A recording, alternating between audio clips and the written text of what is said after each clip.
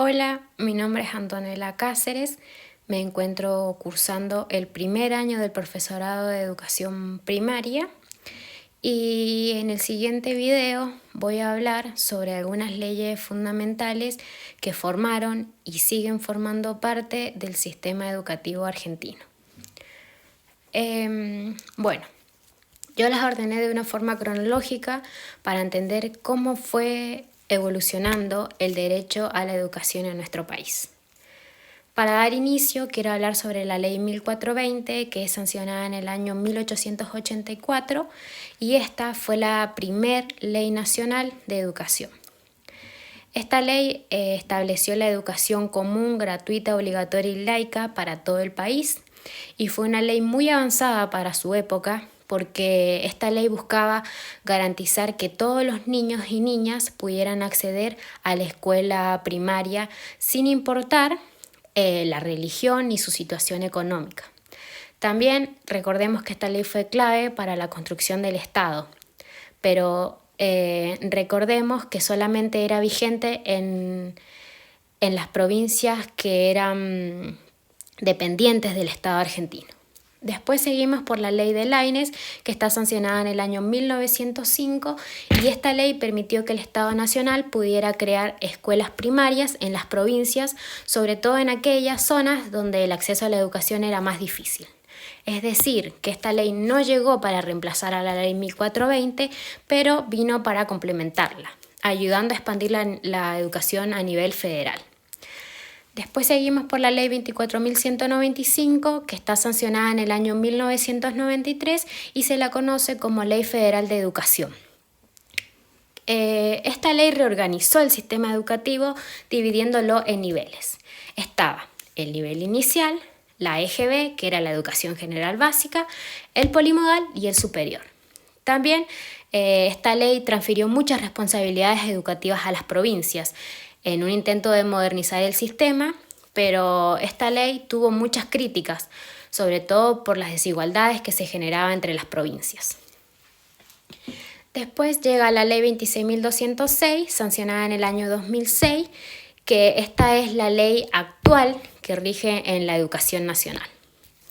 Esta ley reemplazó a la anterior y organizó nuevamente el sistema educativo en niveles, pero esta vez teníamos nivel inicial, primario, secundario, superior y modalidades. Esta ley establece que la educación es un derecho social y una obligación del Estado, y que también el nivel secundario ya viene siendo obligatorio. Además, que busca garantizar una educación inclusiva, de calidad, con igualdad y el respeto sobre todo por la diversidad. Los principios fundamentales de la ley de educación actual que más destacan son la educación como un derecho personal y social, la gratuidad y la obligatoriedad, la calidad educativa con igualdad de oportunidades y de posibilidades, la educación integral y permanente a lo largo de la vida. Tenemos el respeto por los derechos humanos y la diversidad cultural, la participación democrática en la gestión educativa, la inclusión educativa de los sectores vulnerables y la equidad en el acceso a la permanencia y el egreso. Por último, la educación para la ciudadanía y el trabajo. La ley 26.206 introdujo muchos cambios que fueron muy importantes respecto a la ley 24.195. Entre ellos tenemos una estructura del sistema educativo que elimina el modelo de la EGB, el polimodal, y vuelve a una estructura por niveles. Es decir, la educación inicial era a partir de los 45 días. Después tenemos la educación primaria, que era entre los 6 o 7 años, dependiendo de las provincias.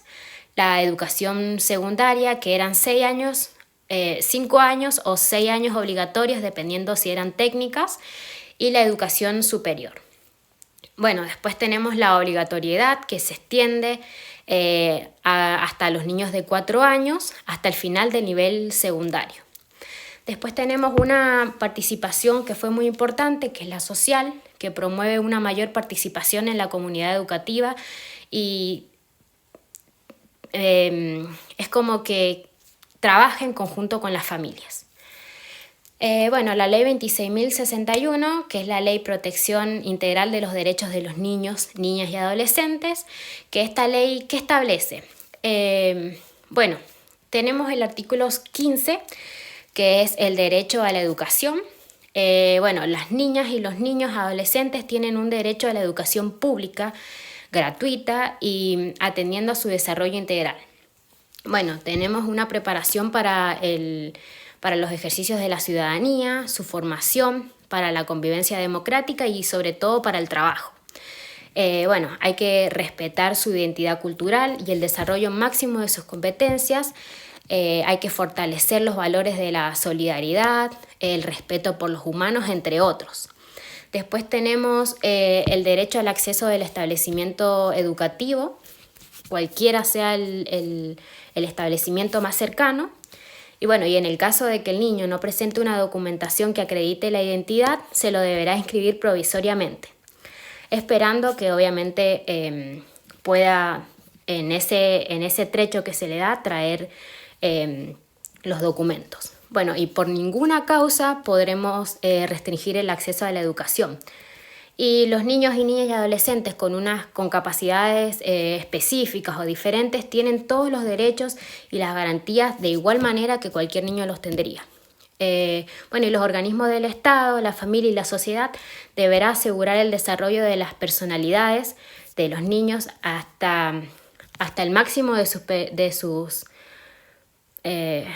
potencialidades, y así como el goce de una vida plena y digna. Para cualquier niño esto es válido. Después tenemos la ley 26.150, que es la educación sexual integral, más conocida como ESI. Esta ley es sancionada en el año 2006 y establece que todos los estudiantes tienen como el derecho de recibir la educación sexual integral en todas las escuelas del país, ya sean privadas o públicas.